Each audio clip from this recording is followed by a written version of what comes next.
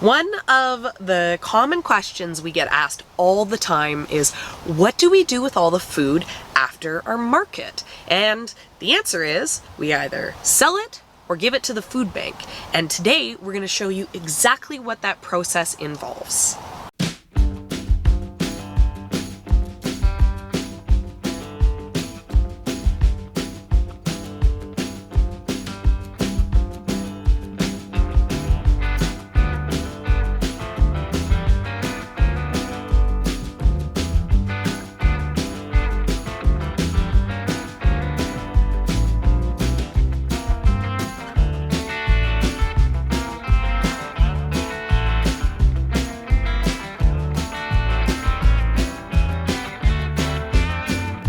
I just got back from the market and it was pretty good. We sold about $760 worth of produce, but I brought down like over $1,200 worth. So there's a lot of volume left over. Normally we sell in front of our house on Sundays, but we're not doing that this week. So we have to prepare the food to hold for a little longer than normal. Tuesday is when the local food bank opens up and we can make a donation with all of our leftover produce. But it's Saturday night right now, so we do have to get everything in coolers or in fridges and get it ready to hang out for a couple days. When I get home from the market, I park my truck over here and I start to unload it, sort through it. We have to process a bunch of the food in order to store it over the period of time, and everything kind of needs to be cleaned and sprayed down. All the tables need to be sprayed down. The stuff that needs to get washed has to go up to the house. So basically, park the truck and empty everything out of it and just put it where it's supposed to go.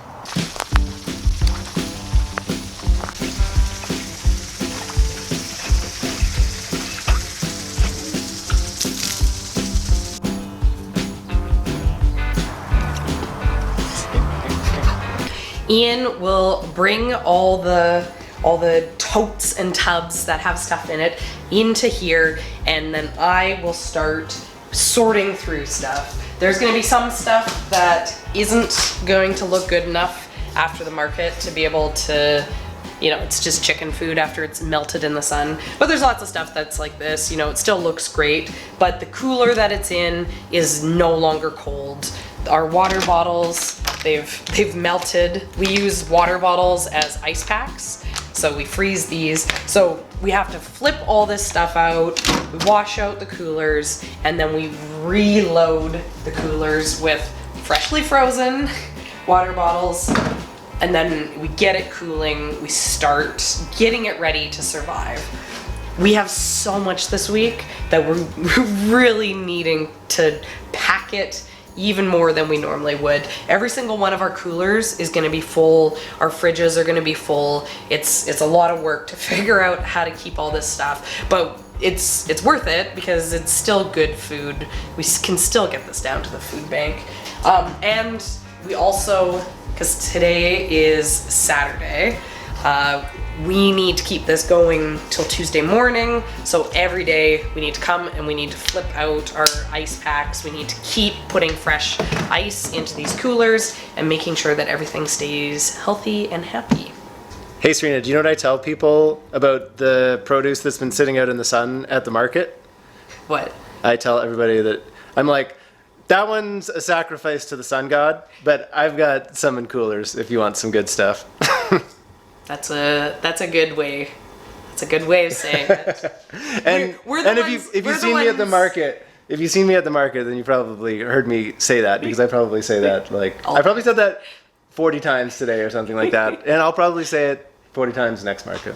I mean, technically, it's not a sacrifice to the sun gods because the wilty sad stuff comes home from the market, and Ian and I eat that. Yeah. We're like, this isn't good for anyone to eat anymore, so that's like our dinner for the next week. We take all of our melted heads of lettuce and we rehydrate them and we eat them throughout the week. That's our sad salad mix. But it's still delicious. Yeah, it's still great. It's Salanova, so yeah. It's like, yeah. Salanova. There's a reason why I say to grow it. One of the tricks for getting the kale to keep a little bit longer is we will freshly trim the ends, and then we'll get it into some water in the fridge and get it all rehydrated.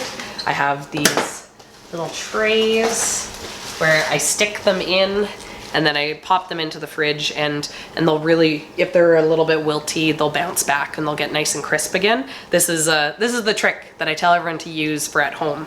You treat your kale and your Swiss chard like a bouquet in the fridge. Empty, but not for long.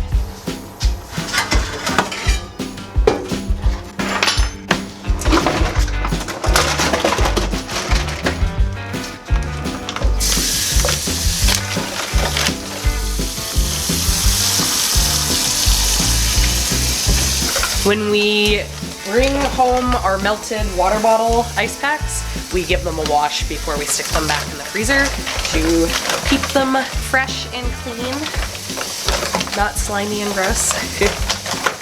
I didn't use all of the flowers that I picked. This is all my leftovers, so I still have, if I wanted to make more flowers to sell for today, I could, but no time for that. Stuff always ends up being like a whole mix of everything everywhere. So, you know, like this, it's got a single kohlrabi, it's got some Swiss chard. So before I even kind of start to put things away, I'll be sorting to get like with like, see what I actually have going on here. This is also at the point at which I take stock of what has sold and what hasn't sold. I always make Ian tell me when he comes home from the market how everything did, and then I come and I check what has returned with him to see how accurate his insight is, because I harvest everything. So I know exactly what I sent to the market. So me unpacking all this extra is actually also really helpful for me to know next week how much of something I need, and also for years in the future to know, like, oh, like green Swiss chard doesn't sell. Maybe I need to do more colored Swiss chard.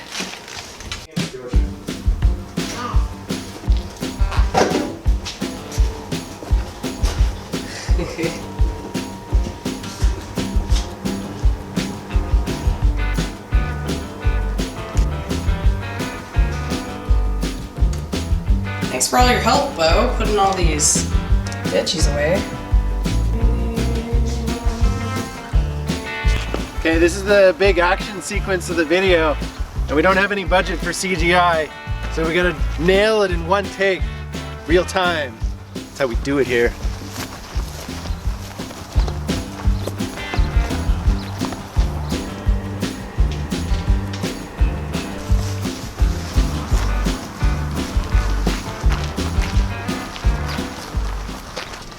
Whole tray of zucchinis. We have the farm stand all set up for self-serve for everyone, and we have the veggies able to keep them here until Tuesday, when we are going to bring whatever doesn't sell by then down to the food bank. So we got some coolers, we got some green onions and some kohlrabi. We got lettuces, nice and cool in there. We have the fridge all set up with everything. I have the greens, they're in pans of water inside the fridge, so they'll stay nice and fresh. My herbs, the same thing, they're in water in the fridge. That'll make it so they keep no problem until the food bank, nice and fresh. Got some salad mix, and then people can come and they can get a bag and buy everything. Come and buy everything.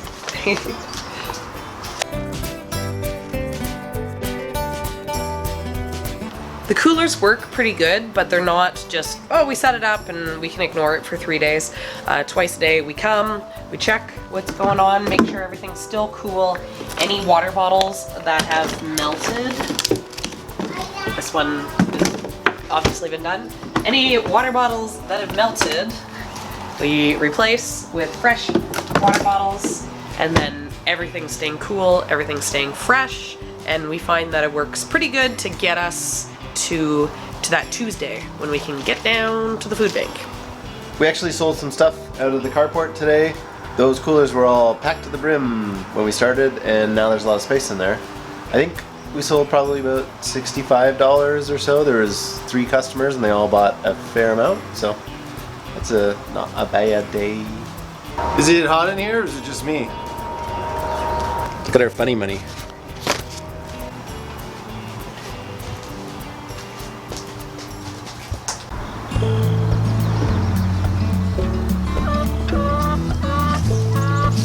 It's Tuesday morning, so today is the day that our local food bank opens up for the week. So this is the earliest day that we can bring down all of our leftovers from the market. So we did sell some on Sunday and Monday out of our carport. So there is a lot less bulk. We sold about $200 worth of stuff, which is excellent considering it was, just self-serve in the carport. But now we're gonna pack everything up. It's still fresh, it still looks good, but it's getting on what, like 4 days since we harvested for selling. So at this point we want to get it out, get it to people, so it's still fresh for everyone in their fridge. So we're gonna gather it all together into totes and take it down to the food bank. Oh, show off your new scarf. Show off your sad scarf. Oh, look how sad this kitten is. He has an owie. This kitten has an owie. He is a wild man, though.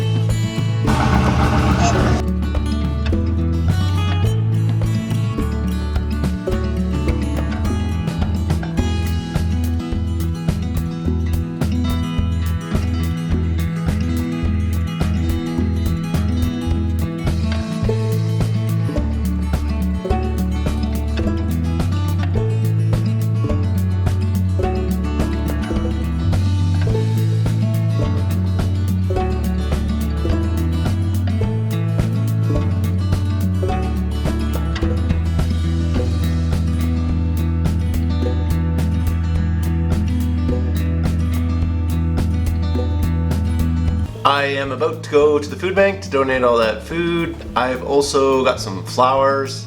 I brought flowers to the food bank last year a couple times and they were excited to have them, so we'll bring them again for the first time this year. The food bank gives out food on Tuesday, Wednesday, Thursday, I think, so we try to be down there for Tuesday morning to help them get food out to as many people as possible.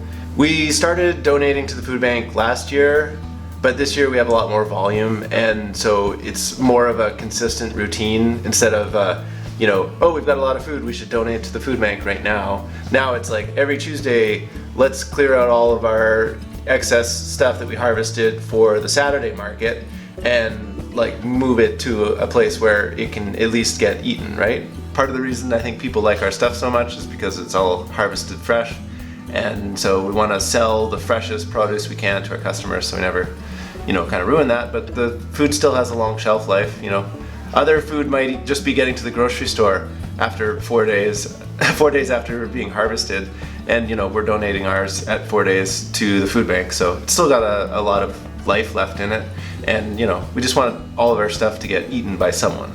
One of the reasons I personally like to donate to the food bank is because part of why we're doing all this stuff is to get people to eat their veggies, and I think that starts with kids. And if a family can't afford fresh Swiss chard or some kale, then those kids might never be exposed to these types of vegetables that are a little bit less traditional to be eaten in the Western household. And so their taste buds might not ever accept that as being food. So I want kids to be exposed to, vegetables when they're young. So, donating is a way to get that food out to kids that need it. And then they can, try it out, and whether they like it or not, at least they've tried it. Our local food bank is really encouraging for people to, bring homegrown produce down to them. They have a Grow a Row program, which is where they ask home gardeners to consider putting in a small section of their garden for the food bank. I see lots of people who always talk about being unsure about how to price their food for selling at the farmer's market. They don't want their veggies to be so expensive that not everyone can afford it. And for us personally, I feel like the food bank is the perfect way for us to make sure that our produce gets to everyone. We can price the produce at the price where we can actually afford to grow it for people. We're not lose money when we're selling it for the price that we have at the farmer's market. But then the leftovers, we don't need to charge money for that. That we can just, send off to the food bank, and those people who, wouldn't be buying from us can still get that food for absolutely free. So for me, it's a good balance of being able to charge what I need to charge for the produce, but know that families that can't afford that can still get some of the lovely, fresh, local food. So I hope you guys all enjoyed seeing our aftermarket process, what happens to all that food that doesn't sell, and we will see you guys next time. See you later.